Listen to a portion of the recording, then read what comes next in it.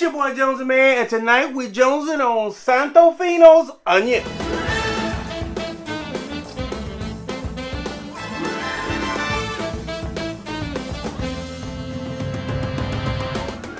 So this is Santo Fino. This is their Anejo expression. This is the brain child of Guy Fieri and Sammy Hagar. So everybody knows Guy. But Sammy Hagar was a well-known rocker, but he also created a tequila many years back, which I still think is in existence. I don't know how much of it he still owns, but it used to be called Cabo Wabo. But this is one of the few celebrity tequila that the tequila guys like, because 100% blue agave. It's made the traditional way. I think it's roller mill, brick oven, and it is certified 100% additive free.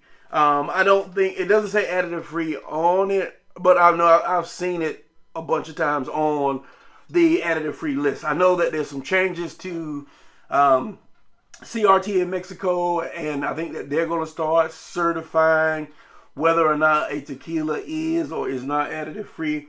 So I think in the interim, you can't put additive free on the bottle.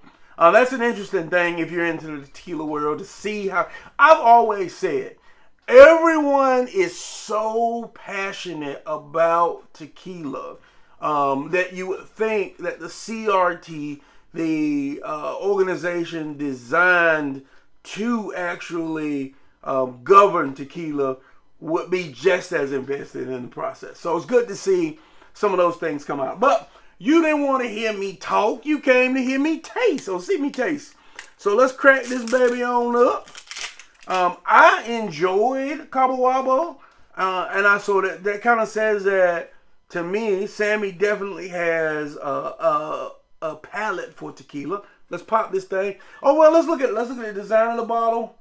I love that Mayan, Aztec-y, Mexican influence. I don't know the specifics of the artwork on the side, but I mean, it kind of has that feel to it, even down to the cork itself. Even though it's a wood cork, but it's heavily adorned on the top. But let's go ahead and pop that thing. Ooh, I love the way she pours. It's not super dark, considering that this tequila is aged about 24 months.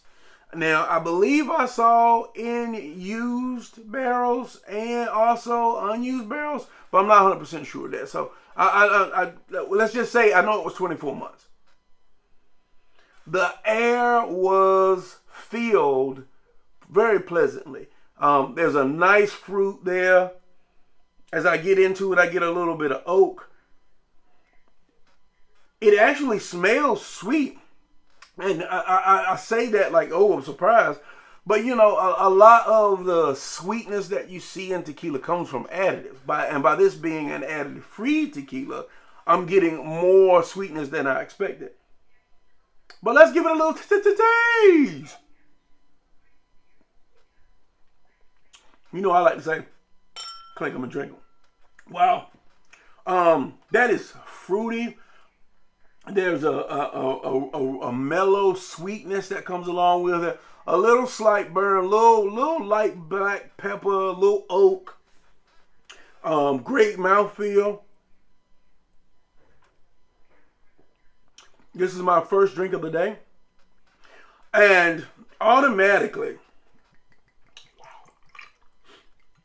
let me get that a little spin. You see my little clear ice. Check out my clear ice maker. Go to JonesNmann.com and you can have beautiful diamonds of ice just like this.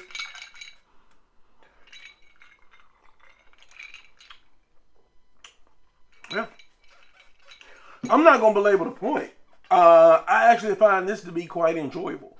I find it to be a little bit different than what people might expect from a additive-free añejo, in my personal opinion, because it does give you cooked agave, it does give you oak, it does give you a nice, clean feel to it. But it also has some fruity, sweet notes to it that make it a easy drinker.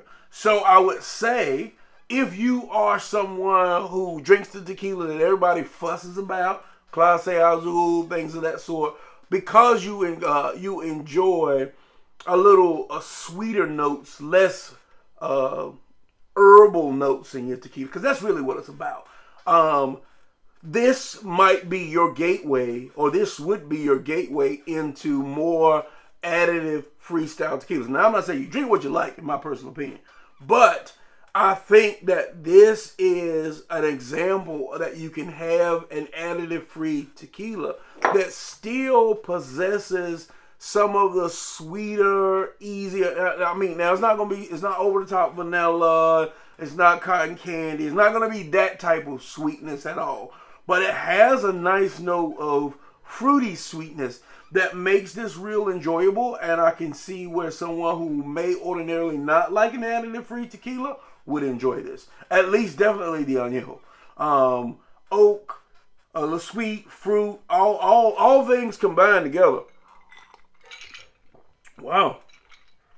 A little bit of smokiness on the back of that, especially on the rocks, like a mezcal a little bit. Oh, I like that. I find this to be quite enjoyable. So I have to rate it a 4. I've got to give it a strong 4. It is all the things. Additive free, 100% blue agave. I think it's about $75, somewhere in that neighborhood. So for an Anejo, that is unheard of. It's celebrity endorsed. And it has a little bit of sweetness to it. It's a little milder, a little less herbaceous, and more fruity. It checks all the boxes. I probably should rate it a little bit higher, but this is just my first initial sip, my first taste. I am really impressed with Santo Anejo. Hey, strong 4. Follow me on Facebook, Instagram, Twitter, and the TikTokies. And I'll see y'all next time on Jones N Mann. Clink 'em a drink.